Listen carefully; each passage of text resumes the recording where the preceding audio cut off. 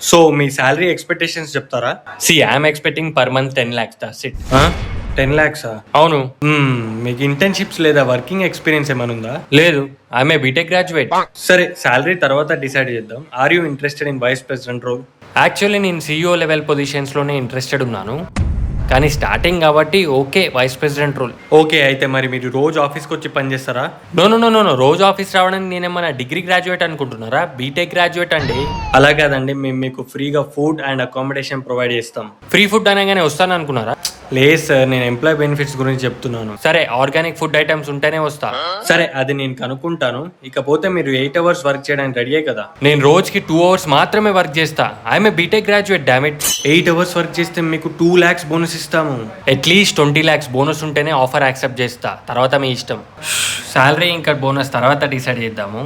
ఇవి కాక మీకు వేరే ఎక్స్పెక్టేషన్స్ ఏమైనా ఉన్నాయా? Nothing much sir. Wow, super అండి. ఆ రేంజ్ రోడ్ డిఫెండర్ కాకుండా ఒక BMW కార్ ఇచ్చేయండి. After all I'm a BTech graduate కదా. నీ బీటెక్ జాతి